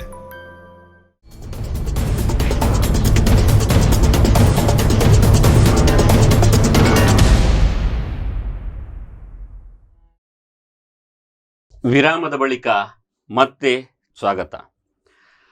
Ravishankar Mijar ಅವರೇ, ನಿಮ್ಮ ಅವಧಿಯಲ್ಲಿ ಏನು ಸಾಧನೆ ಮಾಡಿದಿರಿ? 2 ವರ್ಷಗಳ ಕಾಲ ನಿಮಗೆ ಒಂದು ಅವಕಾಶ ಕೊಟ್ಟಿದೆ, ಏನು ಮಾಡಿದ್ರಿ ಮುಖ್ಯವಾಗಿ?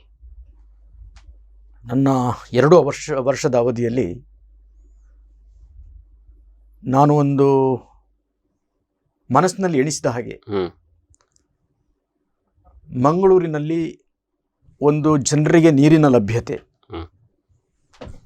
ಮಂಗಳೂರಿನ ವಾಟರ್ ಲೆವೆಲ್ ಏನಿದೆ ಅದನ್ನು ಹೆಚ್ಚು ಮಾಡುವಂಥ ಒಂದು ಕೆಲಸ ಕೆರೆಗಳ ಮೂಲಕ ಅದು ನನ್ನ ಪ್ರಾಧಿಕಾರದ ಒಂದು ಲಿಮಿಟ್ನಲ್ಲಿರುವಂಥ ಒಂದು ಒಳ್ಳೆಯ ವಿಷಯ.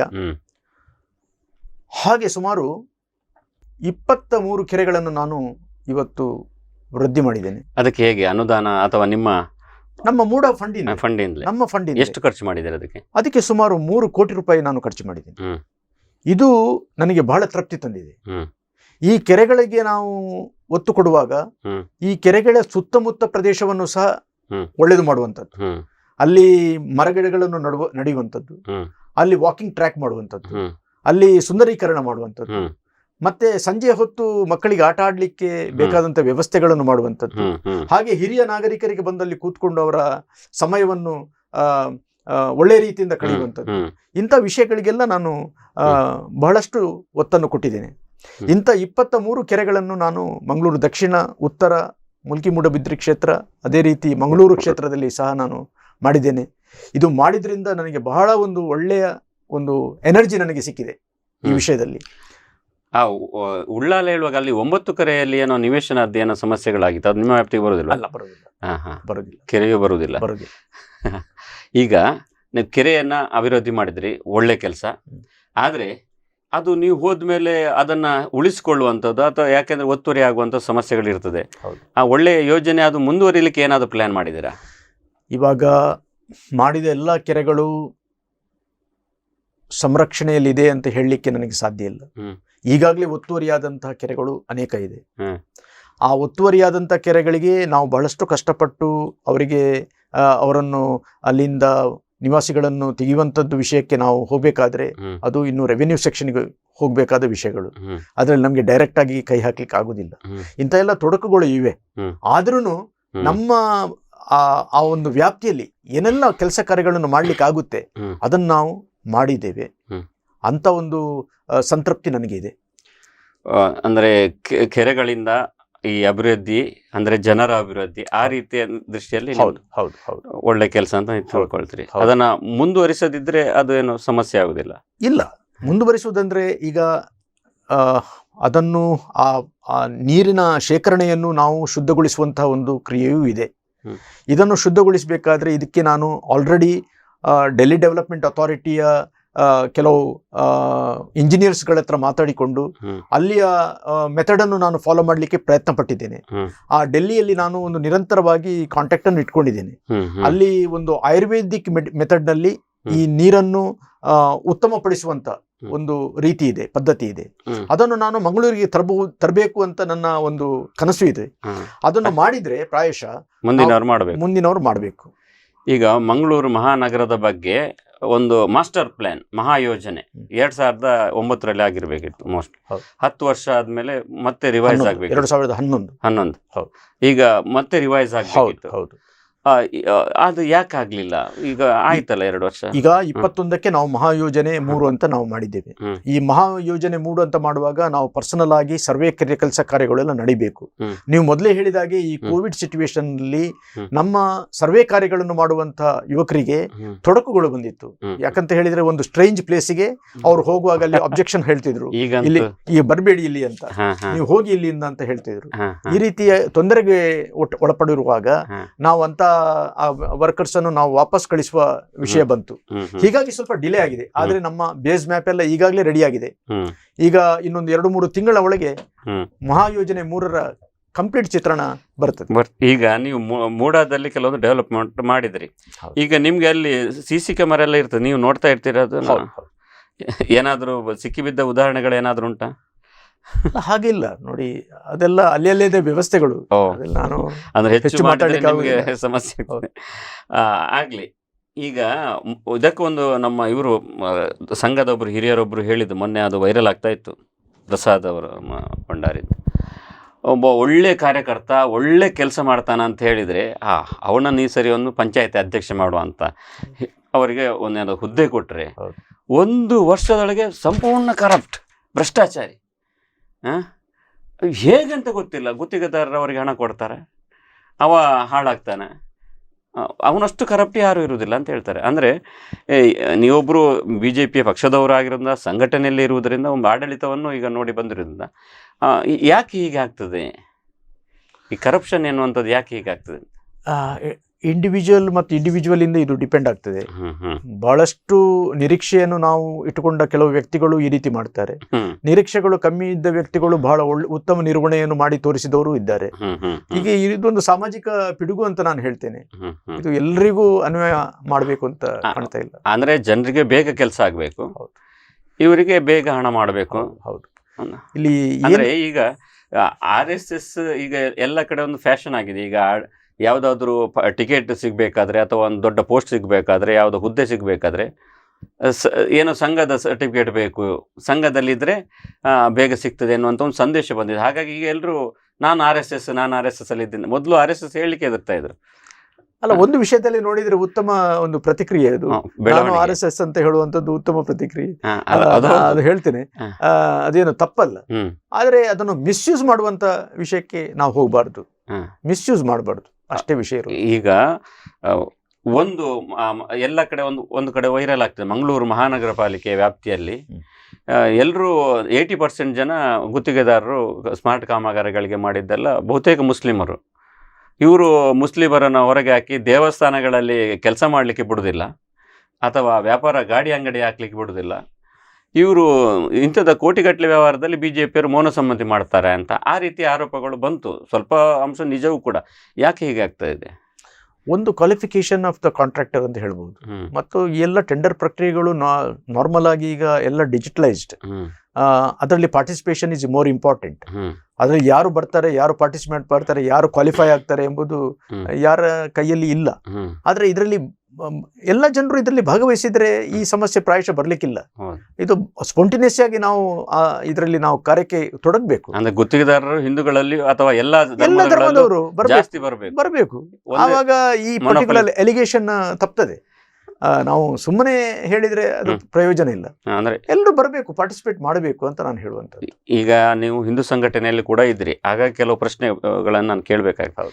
ಈಗ ಕದ್ರಿ ದೇವಸ್ಥಾನದಲ್ಲಿ ಒಂದು ಯಾವುದಾದ್ರೂ ಹರಾಜು ಟೆಂಡರ್ ಹಾಕಿದಾಗ ಅಲ್ಲಿ ಮುಸ್ಲಿಮರು ಅಂದರೆ ಬೇರೆ ಧರ್ಮದವರೇ ಬರ್ತಾರೆ, ಹಿಂದೂಗಳು ಒಂದು ಕಮ್ಮಿ ಇರ್ತಾರೆ. ಒಂದು ದೇವಸ್ಥಾನದ ಒಂದು ಬಗ್ಗೆ ನಮಗೆ ಗೌರವ ಇರುವಂತಹ ಸ್ವತ್ತುಗಳನ್ನು ಆಯಾ ಧರ್ಮದವರು ಆ ದೇವಸ್ಥಾನದ ಮೇಲೆ ಗೌರವ ಇದ್ದವ್ರು ಮಾತ್ರ ತಗೊಳ್ಬೇಕಲ್ಲ. ಆ ರೀತಿಯಾಗಿ ನಿಮ್ದೊಂದು ಯಾಕೆ ಮಾಡಬಾರ್ದು? ಇನ್ನೂ ಕೂಡ ನಾವು ತುಂಬ ಸರಿ ನೋಡ್ತಾ ಇದ್ದೇವೆ. ನಿಮಗೆ ಆ ರೀತಿಯ ಚಿಂತನೆಯನ್ನು ಸರ್ಕಾರಕ್ಕೆ ಮೂಡಿಸ್ಲಿಕ್ಕೆ ಯಾಕೆ ಆಗುದಿಲ್ಲ? ದೇವಸ್ಥಾನದ ಯಾವುದೇ ಸ್ವತ್ತುಗಳನ್ನು ಹರಾಜು ಹಾಕುವಾಗ ಅದು ದೇವಸ್ಥಾನದವರಿಗೆ ಕೊಡಬೇಕು. ದೇವಸ್ಥಾನದವರಿಗೆ ಫಲ ವಸ್ತುಗಳನ್ನು ಹಾಕುವಾಗ ದೇವಸ್ಥಾನದ ಅಂದರೆ ನಂಬಿಕೆ ಇದ್ದ ಸಮುದಾಯದವರೇ ಹಾಕಬೇಕು ಅಂತ ಯಾಕೆ ಆಗುದಿಲ್ಲ? ನೀವು ಅಂದರೆ ನೀವು ಅಂತಲ್ಲ, BJP ಅವರು ಏನು ಮಾಡ್ತಾರೆ ಹೇಳಿದರೆ, ಟೆಂಡರ್ ಹಾಕ್ಲಿ ಅಂದರೆ ಅಂಗಡಿಯ ಯಾರಾದರೂ ಬಂದರೆ ಅಂಗಡಿ ಹಾಕಿದರೆ ಅವನನ್ನು ತೆಗಿಲಿಕ್ಕೆ ಸಂತೆ ಮಾರ್ಕೆಟ್, ಚರ್ಮುರಿ ಅಂಗಡಿ, ಇಂಥದ್ದೆಲ್ಲ ತೆಗಿಲಿಕ್ಕೆ ಹೋಗ್ತಾರೆ. ಈ ರೀತಿಯಾಗಿ ಒಂದು ನಂಬಿಕೆಯ ವಿಷಯ ಬಂದಾಗ ಯಾಕೆ ಕೆಲಸ ಮಾಡೋದಿಲ್ಲ ನಿಮಗೆ ಇದರ ಬಗ್ಗೆ? ಅದರಲ್ಲಿ ಆ ಎಲ್ಲ ವಿಷಯಗಳು ಮುಕ್ತವಾಗಿರುವುದರಿಂದ ಆ ದೇವಸ್ಥಾನದ ಜನರು ಅವರಿಗೆ ಬೇಕಾದವರಿಗೆ ಹೇಳ್ಬೋದು, ಈ ರೀತಿಯ ಟೆಂಡರ್ ಬರ್ತಾ ಉಂಟು, ನೀವು ಹಾಕಿ ಅಂತ ಹೇಳ್ಬೋದು. ಆ ಉತ್ತೇಜನವನ್ನು ಕೊಡ್ಬೋದು. ಯಾರು ಅದರಲ್ಲಿ ಭಾಗವಹಿಸಿ ಅದನ್ನು ಪಡೆಯುವಂಥದ್ದಕ್ಕೆ ಸೌಲಭ್ಯ ಇದೆ, ಯಾಕೆ ಆಗಬಾರ್ದು ಅಂತ ನನ್ನ ಪ್ರಶ್ನೆ. ನಾವು ಪಾರ್ಟಿಸಿಪೇಷನ್ ಮಾಡೋದು ಇಂಪಾರ್ಟೆಂಟ್ ಅಂತ ನಾನು ಹೇಳುವಂಥದ್ದು. ಈಗ ಬೆಲೆ ಏರಿಕೆ ಅಂದರೆ ಸಿಕ್ಕಾಪಟ್ಟೆ ಬೆಲೆ ಏರಿತ ಎಲ್ಲ ಕಡೆ. GST, ಮೊಸರಿಗೂ ಮೊನ್ನೆ ಏರಿಸಿದ್ರು, ತಿನ್ನುವ ಪದಾರ್ಥಗಳಿಗೆ ಏರಿಸ್ತಾ ಇದ್ರು. ಎಲ್ಲ ಒಂದೇ ಸಮನೆ BJPಗೆ ರಿವರ್ಸ್ ಆಗ್ತಾ ಇದೆ. ಅಂದರೆ ಆಡಳಿತ ವಿರೋಧಿ ಅಲೆಗಳು ಸಿಕ್ಕಾಪಟ್ಟೆ ಬರ್ತಾ ಇದೆ. ಈ ಹಂತದಲ್ಲಿ ನಿಮ್ಮ ಅಭಿಪ್ರಾಯ ಏನಂದರೆ BJPಗೆ ಎಷ್ಟು ಹಾರ್ಮ್ ಆಗ್ಬೋದು ನಿಮ್ಮ ಸರ್ಕಾರ?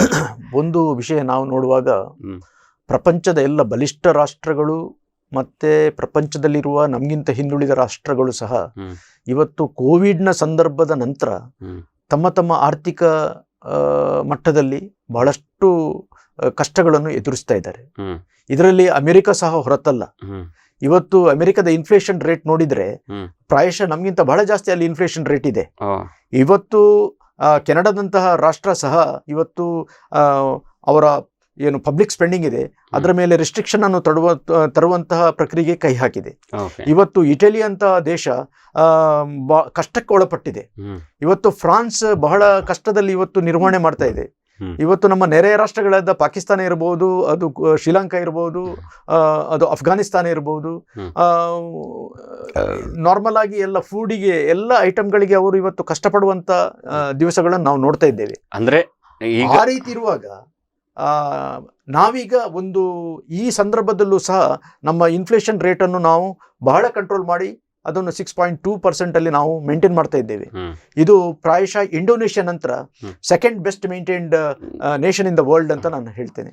ಇದು ಮಾಡಬೇಕಾದ್ರೆ ಡಾಲರ್ ಎದುರು ಈಗ 80 ರೂಪಾಯಿ ಏರಿಕೆ ಆಗಿದೆ. ಖಂಡಿತ ಇದು ಈ ಒಂದು ವಿಷಯದಲ್ಲಿ ನಾವು ಹೇಳಬೇಕಾದದ್ದು ಒತ್ತು ಏನಂತ ಹೇಳಿದರೆ, ಇವತ್ತು ಪೆಟ್ರೋಲಿಯಂ ಪ್ರಾಡಕ್ಟ್ ಇರಲಿ, ಇವತ್ತು ಚಿನ್ನ ಇರಲಿ, ಇವತ್ತು TV ಮತ್ತು ನಮ್ಮ ಮೊಬೈಲ್ ಸೆಟ್ಗಳಿರಲಿ, ಯಾವುದರಲ್ಲಿ ನಾವು ಫಾರಿನ್ ಡಿಪೆಂಡೆನ್ಸಿ ನಮ್ಮ ಹತ್ರ ಇದೆ ಅಂತ ವಸ್ತುಗಳ ಮೇಲೆ ನಮ್ಮ ವ್ಯಾಮೋಹ ಸಹ ಸ್ವಲ್ಪ ಮಟ್ಟಿಗೆ ಕಡಿಮೆ ಆಗಬೇಕು. ಅದರಲ್ಲಿ ನಾವು ಭಾರತೀಯರೆಲ್ಲ ಸೇರಿ ಅದಕ್ಕೊಂದು ಕಾಂಟ್ರಿಬ್ಯೂಟ್ ಮಾಡುವಂತಹ ಸಮಯ ಇದು. ಇವತ್ತು ದೇಶ ಸುಭದ್ರ ಆಗಿದೆ. ಹಾಗಿರುವಾಗ ನನ್ನ ಕಾಂಟ್ರಿಬ್ಯೂಷನ್ ಏನು ಅಂತ ತಿಳ್ಕೊಳ್ಳೋದು ಉತ್ತಮ.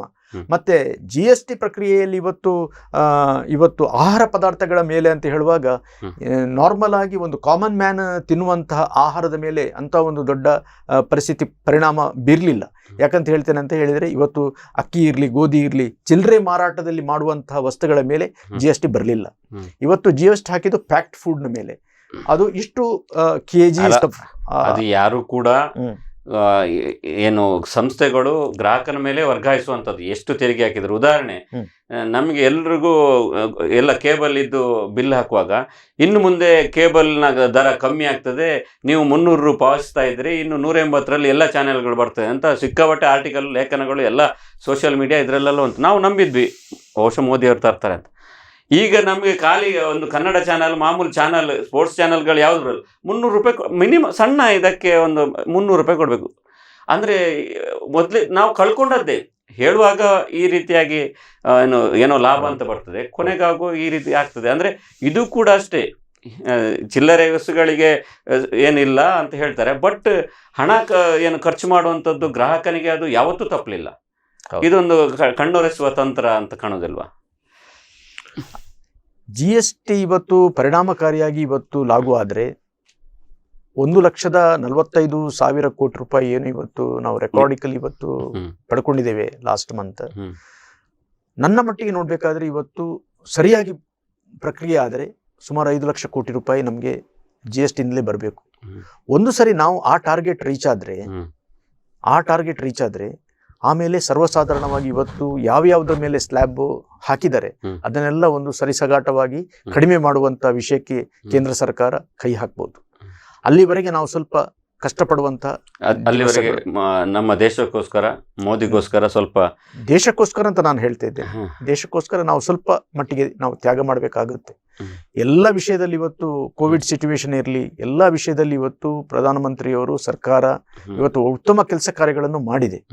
ಇವತ್ತು ನಾವು we are in a position to ask even our neighbours, ನಿಮ್ಗೆ ಏನು ಹೆಲ್ಪ್ ಬೇಕು ಅಂತ ಕೇಳುವಷ್ಟು ಪರಿಸ್ಥಿತಿಯಲ್ಲಿ ನಾವಿದ್ದೇವೆ. ಹಾಗಿರುವಾಗ ನಮ್ಮ ಆರ್ಥಿಕತೆ ಏನು ತೊಂದರೆಗೆ ಇವತ್ತು ಬರಲಿಲ್ಲ. ಇವತ್ತು IMF ಸಮೇತ ನಮ್ಮನ್ನು ಹೊಗಳಿದೆ ಈ ವಿಷಯದಲ್ಲಿ, ಉತ್ತಮ ನಿರ್ವಹಣೆ ಮಾಡಿದ ರಾಷ್ಟ್ರ ಅಂತ IMF ಹೇಳ್ತಾ ಇದೆ. ಅಂದ್ರೆ ಆ ಕಡೆ ಶ್ರೀಲಂಕಾ, ಹೌದು, ಈ ಕಡೆ ಪಾಕಿಸ್ತಾನ, ಹೌದು, ಬಾಂಗ್ಲಾದೇಶದ ಪರಿಸ್ಥಿತಿ ಚೆನ್ನಾಗಿಲ್ಲ. ಅಂದ್ರೆ ಅದೆಲ್ಲ ನೋಡುವಾಗ ನಮ್ಮ ತಿನ್ನುವ ಆಹಾರದ ಮೇಲೂ ಟ್ಯಾಕ್ಸ್ ಹಾಕಿದ್ದಾರೆ, ತಿನ್ಲಿಕ್ಕೆ ಅವಕಾಶ ಇದೆ.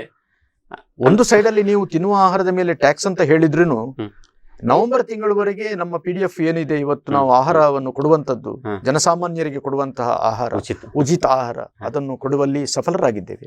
ಅದನ್ನು ನಾವು ನೆನಪಿಸಬೇಕು. ಖಂಡಿತ.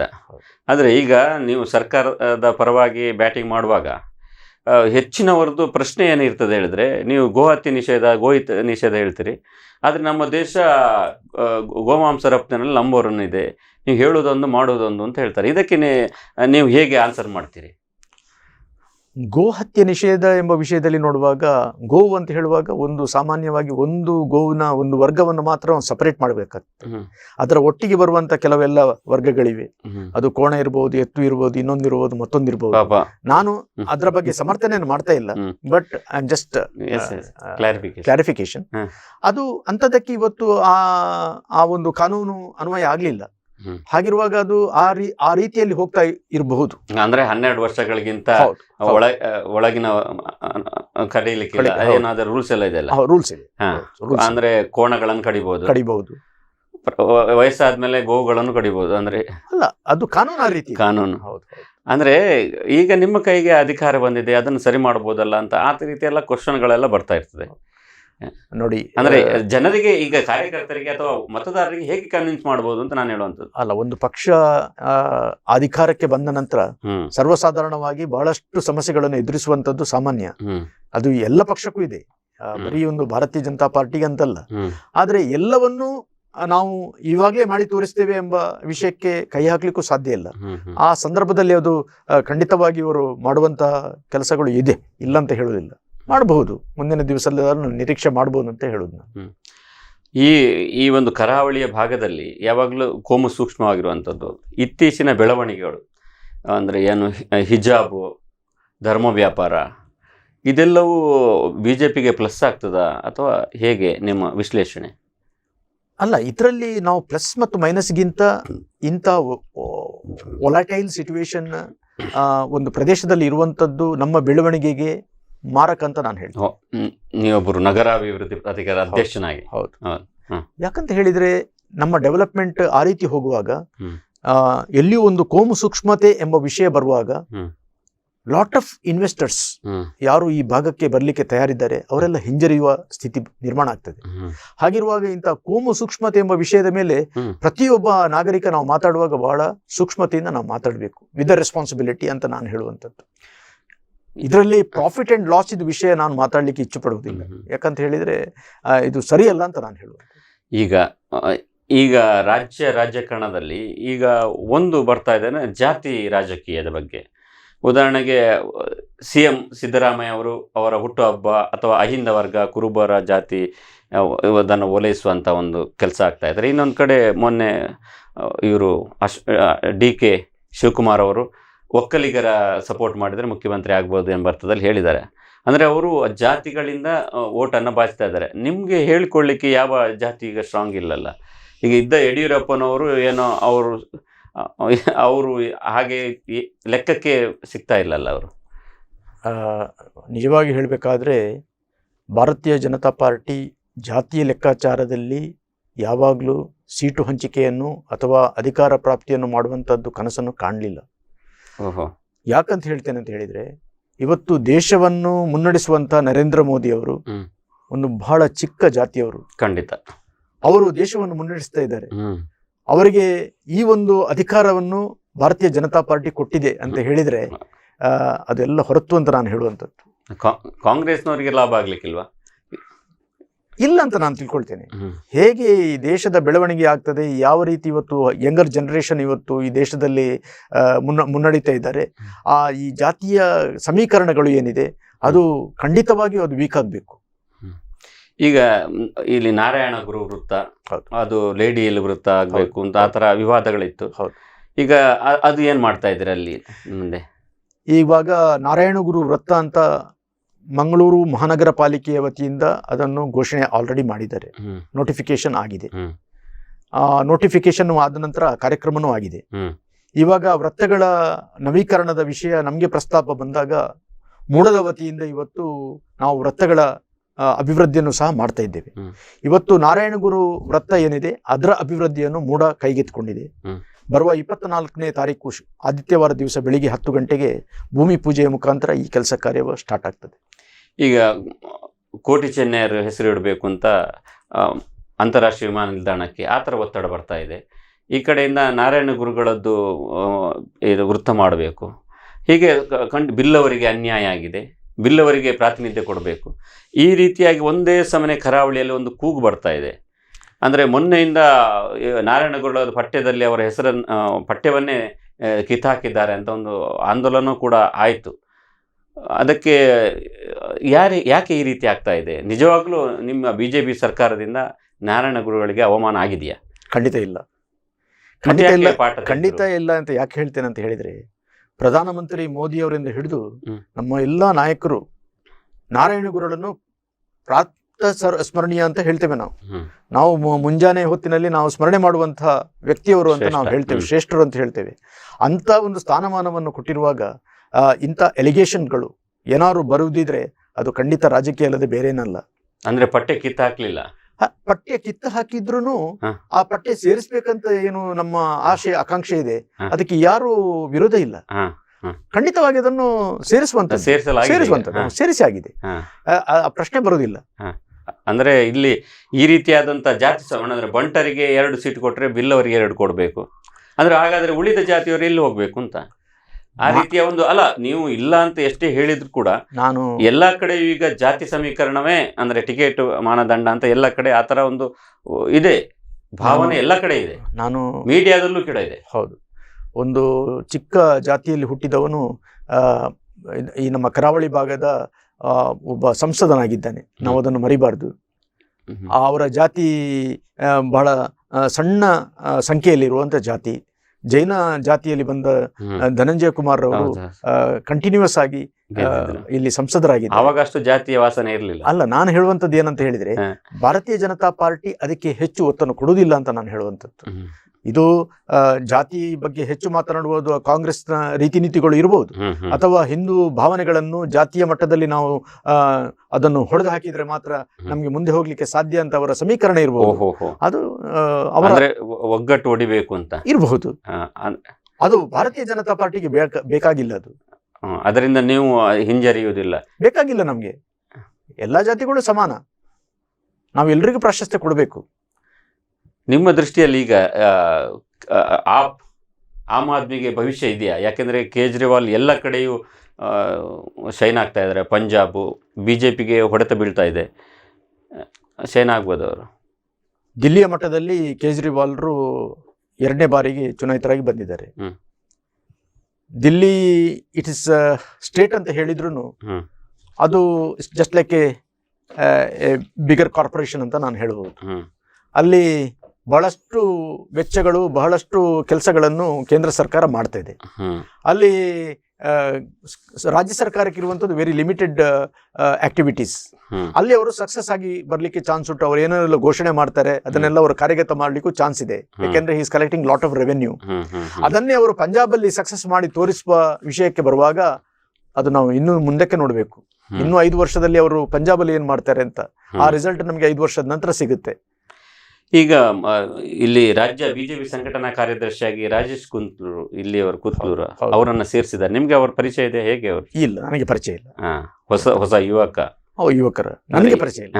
ಯುವ ಸಂಘಟನೆನ ಈಗ ಹೌದು, ಯುವಕರನ್ನ ಸಂಘಟನೆ ಅಂತ ಎಳಿತಾ ಇದ್ದಾರೆ, ಹೌದು, ಹೌದು, ಸಂಘಟನೆ ಮಾಡ್ಲಿಕ್ಕೆ. ಹೌದು. ದೊಡ್ಡ ಜವಾಬ್ದಾರಿ ಕೊಟ್ಟಿದೆ. ಈಗ ಒಂದೊಂದೇ ವಾಕ್ಯದಲ್ಲಿ ಉತ್ತರಿಸುವಂತದ್ದು, ನಿಮ್ಮ ಅಭಿಪ್ರಾಯಗಳನ್ನ ಹೇಳ್ಬೇಕು. ನಾನು ಹೇಳ್ತೇನೆ, ಅದ್ರ ಬಗ್ಗೆ ನಿಮ್ಮ ಅಭಿಪ್ರಾಯ ಹೇಳಿದಾಯ್ತು.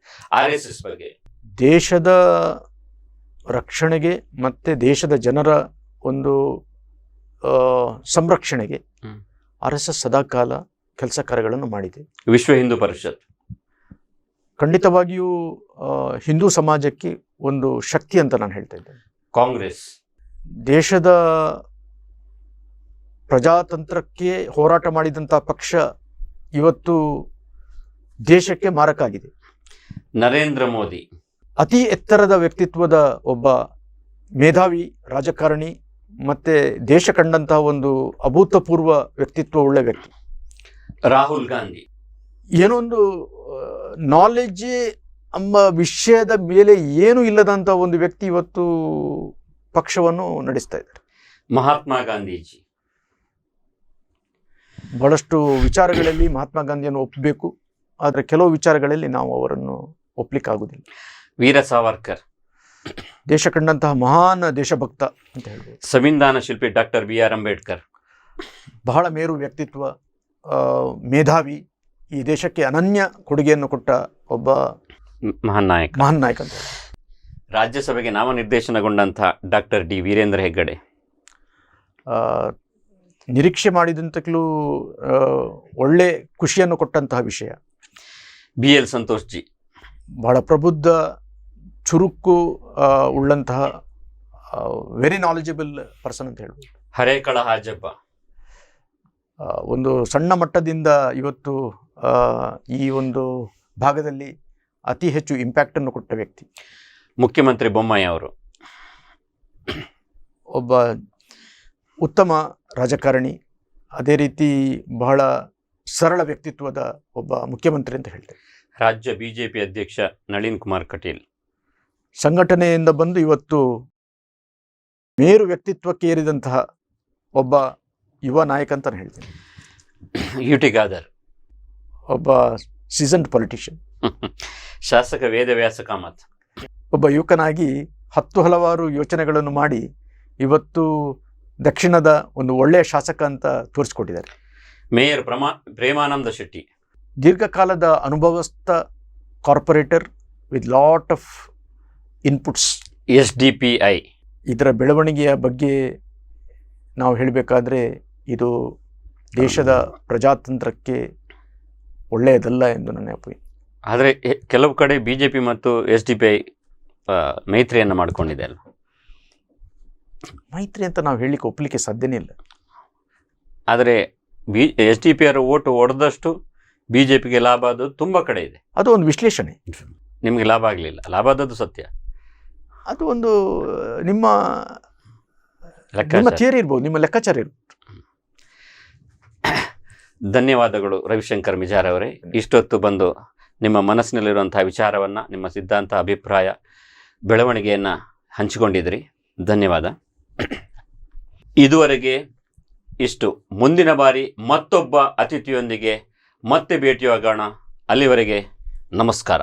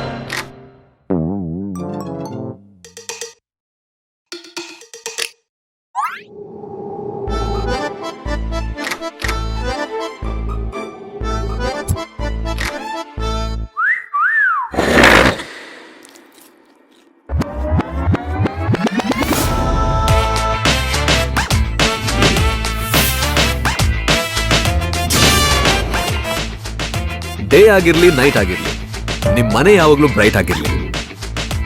Oshima batteries and inverters, grab the power.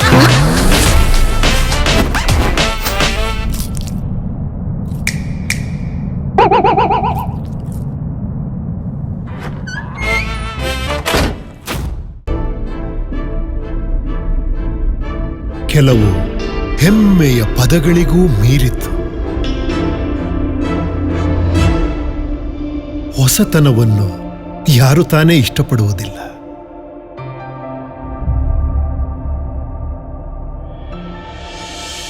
ನೀವು ನಡೆದಾಡುವ ದಾರಿ ನಿಮಗೆ ಆನಂದವನ್ನು ತಂದಾಗ, ದೈನಂದಿನ ಕ್ರಿಯಾಶೀಲ ಜೀವನಕ್ಕಾಗಿ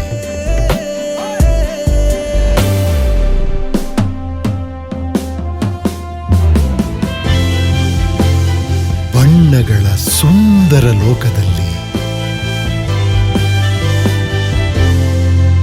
ನಮ್ಮ ಜೀವನದ ಕೆಲವು ಸಂಬಂಧಗಳು ಮಾತ್ರ ಯಾವಾಗ್ಲೂ ಜೊತೆಲೇ ಇರುತ್ತೆ.